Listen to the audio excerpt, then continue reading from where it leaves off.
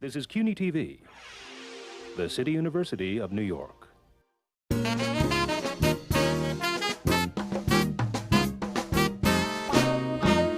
Stephanie, por favor, de la escuela. Tómate para que te des la escuela.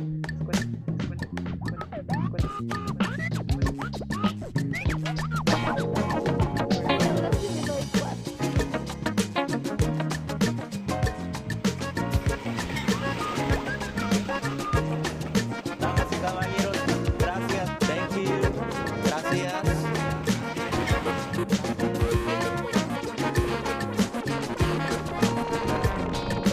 Hola, ¿cómo están todos? ¿Todo bien? ¿Todo bien?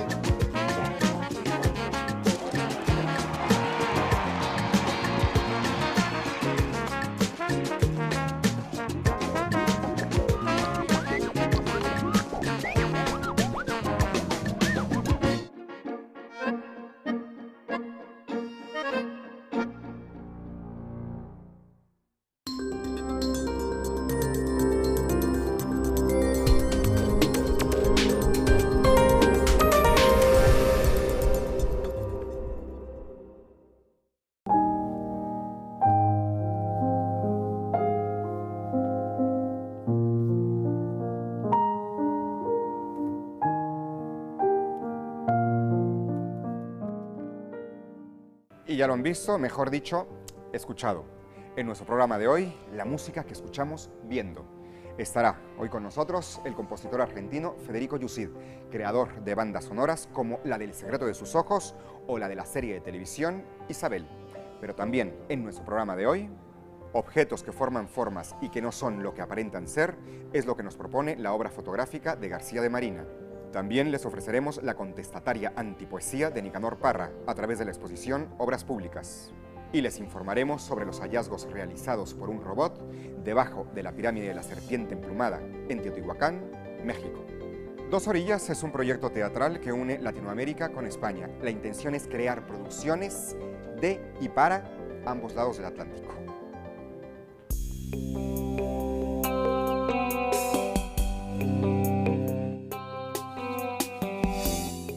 Hemos lanzado un proyecto que se llama A Dos Orillas, que es un proyecto que nace en el teatro español, pero que es de todos los países iberoamericanos.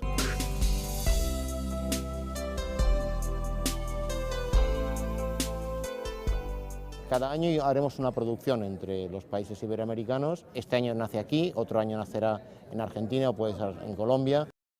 Es una colaboración del tejido cultural de todos nuestros países.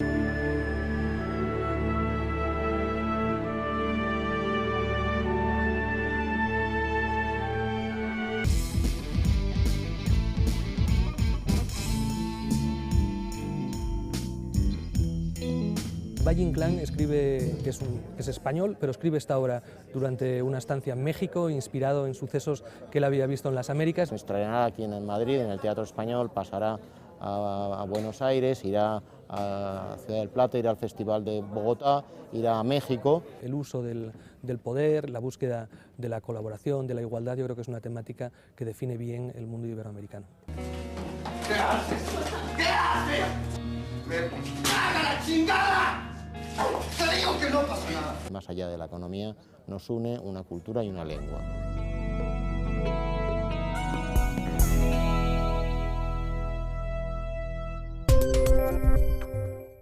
Y nos trasladamos al Paseo del Prado en Madrid, porque muy cerquita de ahí está Media Lab Prado, un espacio que pretende ser un gran laboratorio de investigación, distribución y producción sobre cultura digital.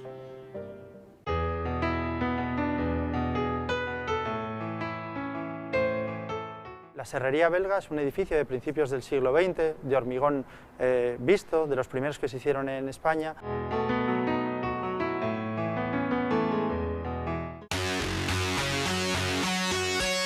El concurso consistía en adaptar esta antigua serrería como sede de este centro que trabaja sobre todo con arte, ciencia, tecnología y sociedad, todo lo que tiene que ver con el mundo digital.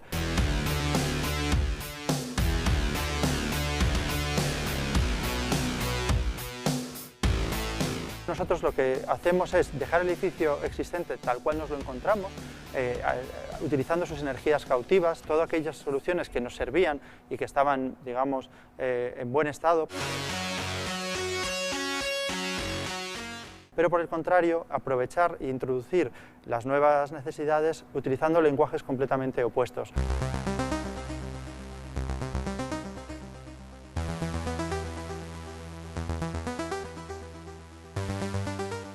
Hemos cogido siempre para la cosa colores que en realidad no pudieran existir en el momento en el que fue construido la serrería, de tal forma que frente al hormigón y a los suelos más pétreos tenemos este color fluorescente que nunca pudo haber sido pintado en 1920.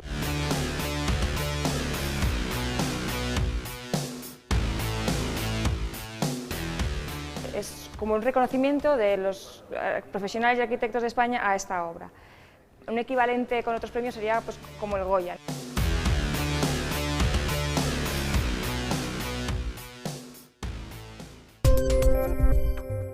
Y ahora les proponemos embarcarnos rumbo a una isla que está en pleno lago de Chapultepec, en México DF. Ahí nos toparemos con un pasaje de la Odisea y una victoria de Samotracia, que servirán de pretexto para reflexionar en torno al consumo de drogas. Luego de unos minutos recorriendo las tranquilas aguas del lago de Chapultepec, arribamos a la isla para vivir una peculiar aventura. Pues consiste en emular, en cierta forma, el pasaje de la Odisea que da título a la exposición, que es Los comedores de loto, que alude al pasaje de los lotófagos, aquella aventura que parte de la tripulación ya de regreso a Ítaca tiene con estos seres humanos, los lotófagos, seres particularmente pacíficos y felices, cuya particularidad consiste en que solamente comían la flor del loto, no ingerían ningún otro alimento. ¿Sí? Aprovechar el contexto del parque, el contexto lacustre y reflexionar en torno a lo que se genera, digamos, a partir del dilema ontológico que encierra el consumo de sustancias que alteran nuestra percepción. ¿Qué tan humano es el hombre? El negocio internacional de las drogas ilícitas genera actualmente 400.000 millones de dólares, según estimaciones recientes de las Naciones Unidas. 11 textos, 11 lectores hacen referencia a la Victoria alada, mutilada, desmembrada, réplica de la que habita en el Museo del Louvre. Es una especie de aventura, es una excursión, es algo lúdico también y también creo que es muy importante la información que vertimos ahorita, que por un lado discurre sobre la historia de la estatua, por otro lado habla de la historia del bosque de Chapultepec y por otro lado alude al consumo de sustancias, ¿no? Al dilema desde la antigüedad, pero también hasta nuestros días, pero siempre desde un punto de vista más poético, metafórico, ontológico, existencial, ¿no? Creo que es el sello de estas actividades.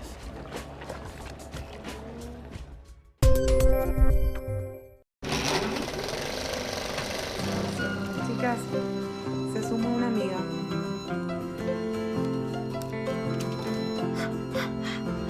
¿Puedo pasar?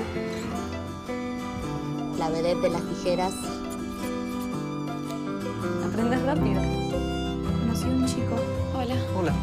Hassan se llama. No sé tu nombre. Javi. Javiba es. ¿Javiba cuánto?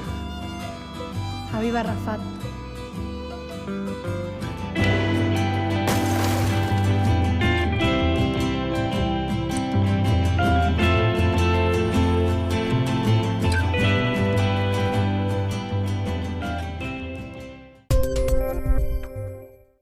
Unas cucharas que son unas gafas, unos lentes que forman un rostro, formas que forman lo que aparentan no ser.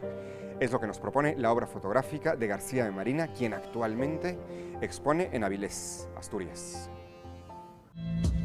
Cuando era pequeño me decían que era un niño que era muy observador. Me gustaba jugar con la imaginación, jugar con los parecidos que podían tener pues, los objetos, fijarme en los pequeños detalles. Ahora con la fotografía descubrí que todas aquellas relaciones o con los elementos que jugaba podía dejarlos plasmados de alguna manera para que perdurasen en el tiempo. Mi formación es una formación autodidacta. Yo quité muchas horas de sueño para, a través de libros y de internet, pues seguir formándome en fotografía. Me parecía mágico cosas que ves en tu mente, poder plasmarlas sobre papel, que esa imagen que yo captase pues llamara la atención de alguna manera o que impactase de alguna manera.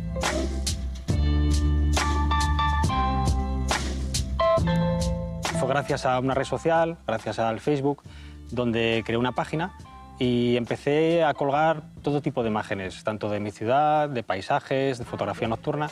Y ya me di cuenta que en ese momento que la gente se sentía atraída por estas fotografías que estaba haciendo y a la par estaba haciendo este otro tipo de fotografía más conceptual y minimalista, quizás más íntimo, ¿no? Que lo tenía más mimado y guardado dentro del ordenador.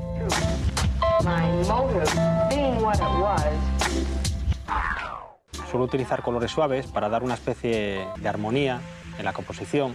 El objeto fotografiado no tiene ningún tipo de retoque, los objetos son manipulados o transformados antes de ser fotografiados, siempre buscando un fondo que sea neutro, o bien blanco o bien negro, para dar el protagonismo al objeto, para que la mirada del espectador no se distraiga en la composición. Que se vea la transformación del objeto en la fotografía, pero que el espectador intente buscar algo más allá del propio objeto, que intente buscar una segunda lectura o una tercera lectura, buscar un contenido o por qué se hizo esa transformación, buscar una finalidad. Find the truth. Test it in the light of past experience. Piensa mal y acertarás es lo que parece proponernos la revista colombiana El Malpensante, todo un referente en cuanto a publicación cultural latinoamericana. Una revista polémica, literaria e innovadora.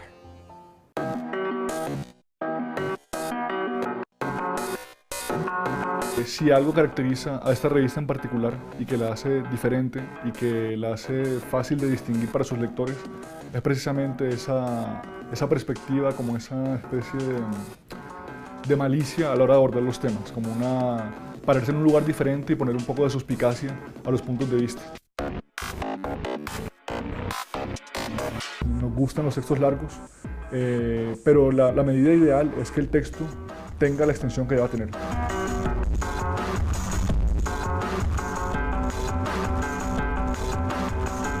Ha habido una especie de redescubrimiento de la crónica en Latinoamérica. Hay gente que ha hablado de un boom latinoamericano en la crónica, protagonizado por unos nombres que son muy reconocidos. Publicamos crónicas extensas, publicamos cuentos largos, publicamos reportajes, publicamos entrevistas de mucha extensión y siempre tratamos de eso, de que la gente quede satisfecha hasta un punto, pero también queriendo un poco más.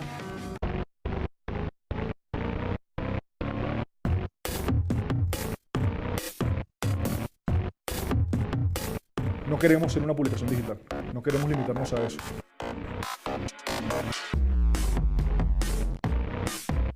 Estamos buscando un punto de balance en el cual lo digital nos permita ampliar nuestros horizontes, pero no perdamos esa experiencia y también ese placer de coleccionista de conservar la revista y volver sobre ella 5 o 6 años después y tener el objeto físico que nos parece que está muy bien logrado.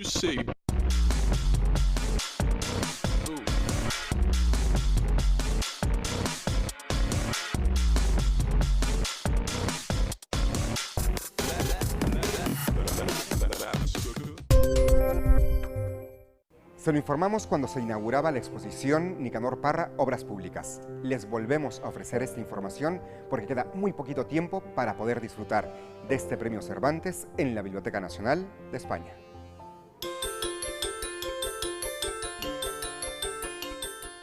Aquí no se exponen manuscritos y objetos de escritorio, sino a lo que se invita al visitante es a experimentar la poesía. Lo que propone esta exposición es una experiencia poética. Es el equivalente de visitar esta exposición es leer un libro de poesía.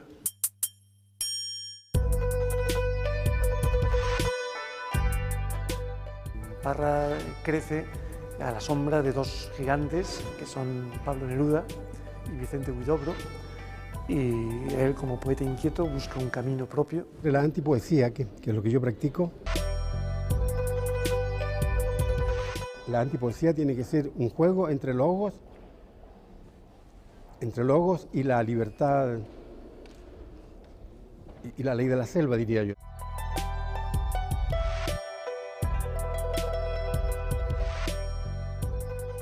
La exposición cuenta con un espectador al que se le instruye o se le ofrece una panorámica global de la evolución de la antipoesía. Estas bandejitas surgen por un admirador de Parra que cuando estaba comprando empanadas le pidió un autógrafo y como no tenía papel, cogió una bandejita de cartón, de las que aquí son comunes en las pastelerías, y le pidió que le firmara en la bandejita. Parra se brindó a ello y le gustó mucho el efecto que daba a la frase. Con un bolígrafo empezó a escribir sobre ellas, a improvisar sobre ellas, y se pasó varios días de un modo compulsivo, digamos, fabricando artefactos sobre estas tablitas.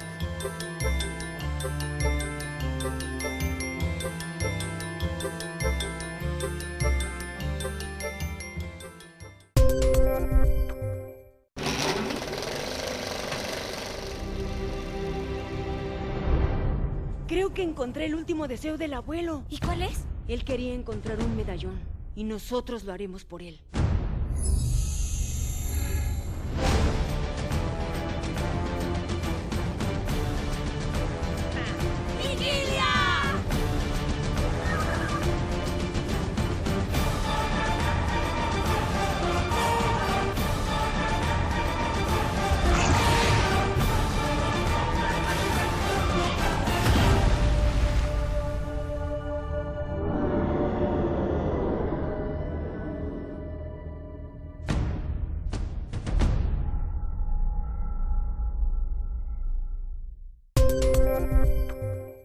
Aquí, todos los que trabajamos vivimos de la música y eso es un lujo que no debemos olvidar.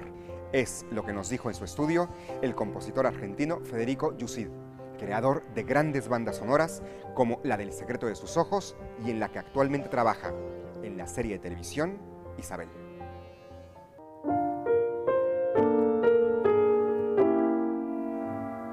Es uno de los nombres que pasan desapercibidos en los títulos de crédito. Sin embargo, la figura de Federico Yusid es la encargada de componer la música que nos intriga, que nos emociona.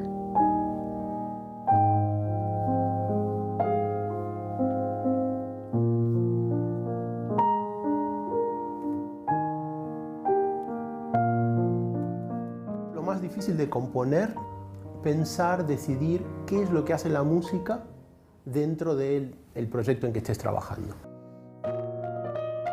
Trabaja ya en la banda sonora de la segunda temporada de la serie Isabel, un viaje hacia el pasado.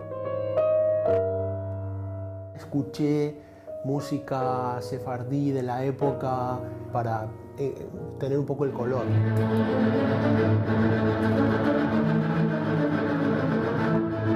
Este es un capítulo terminado, ¿no? De audio mezclado. A lo mejor tenemos, yo creo que cerca de 60 minutos. Es una barbaridad. Un proyecto grabado junto con la Orquesta de Radio y Televisión Española. Teníamos todo este despliegue de músicos y cantantes que nos hacía creer que estábamos por un momento grabando Lawrence de Arabia.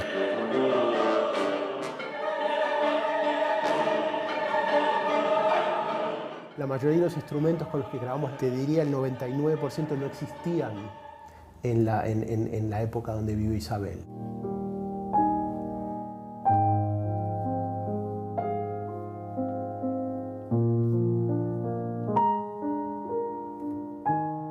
Silencio, que escuchándolo en el secreto de sus ojos, descubriremos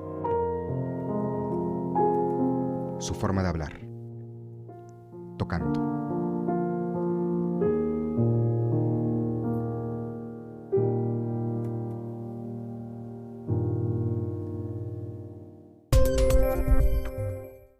Las costas de Almería se han convertido en las protagonistas del inicio del rodaje de la película El Niño, dirigida por Daniel Monzón, un director multipremiado por su cinta Celda 211.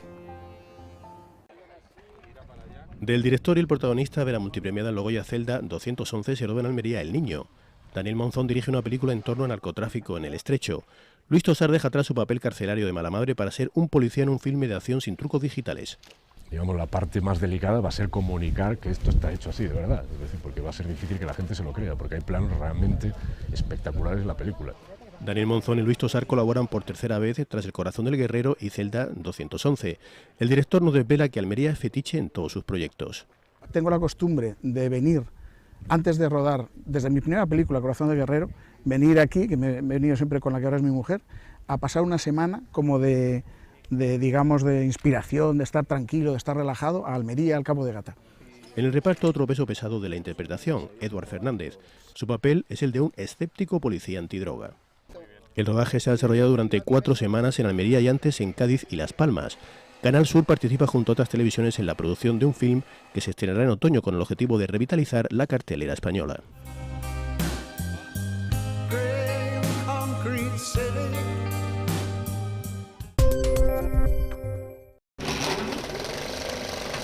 A mí Jaime me llamó y me dijo: he comprobado que estoy rodeado de ladrones y gente que me traiciona y voy a tomar decisiones trascendentes para cambiar mi gobierno. A nosotros nos hacen añicos. Estaban allá los féretros.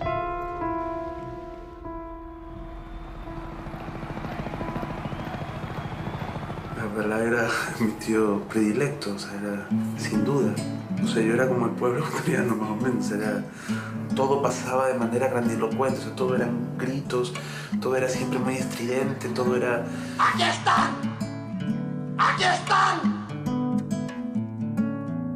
Cuando nuestros padres murieron, vino demasiado pronto el silencio. Y no sé muy bien por qué.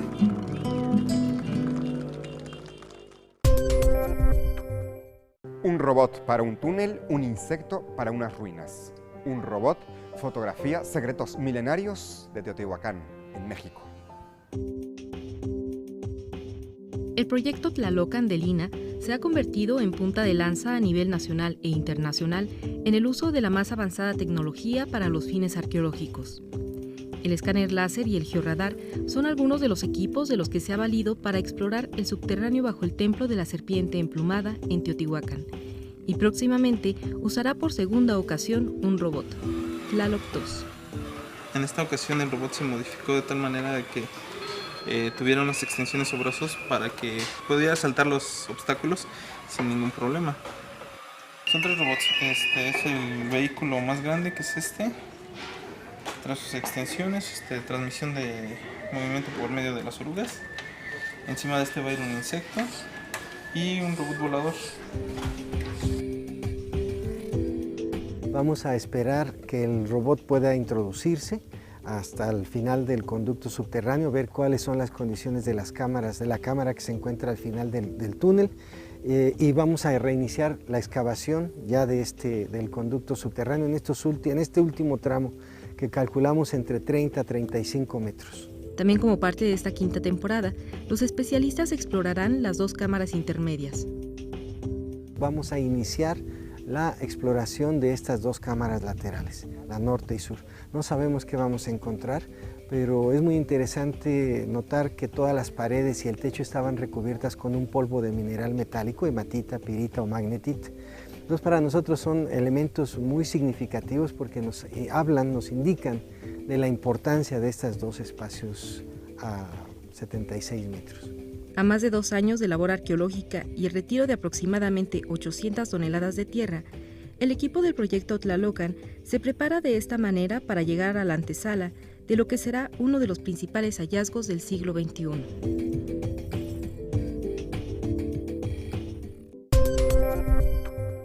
Pablo Picasso, álbum de familia, reúne retratos realizados entre 1906 y 1971. Inspirados en las mujeres de Picasso y en sus hijos. Una exposición que nos adentra en el universo más íntimo del genio malagueño. En total son 44 retratos entre cuadros y esculturas y más de 73 fotos, muchas de ellas inéditas. Muestran al Picasso más íntimo, su forma de vida, su relación con sus parejas e incluso momentos cotidianos con sus hijos. Mi tío Claude dice que siempre las obras que representan los hijos de Picasso fueron hechos por Picasso sin que los niños estaban, ¿cómo decir?, posando. Y eso es muy importante recordar que Picasso hacía retratos de memoria. La exposición se enmarca dentro del 10º aniversario de la Pinacoteca Malagueña y estará abierta hasta el 6 de octubre. Las obras expuestas son propiedad de diversos familiares de Pablo Picasso y fueron creadas entre 1906 y 1971. Abarcan desde dibujos y lienzos figurativos hasta el primer cubismo y los diversos estilos personales que fue desarrollando el genio malagueño a lo largo de su carrera.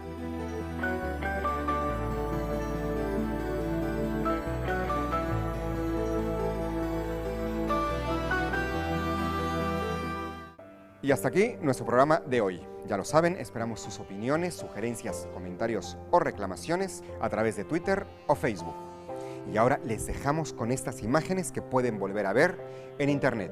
Nosotros nos vemos en nuestro próximo programa. Mientras tanto, ya lo saben, pásenla bien. Adiós.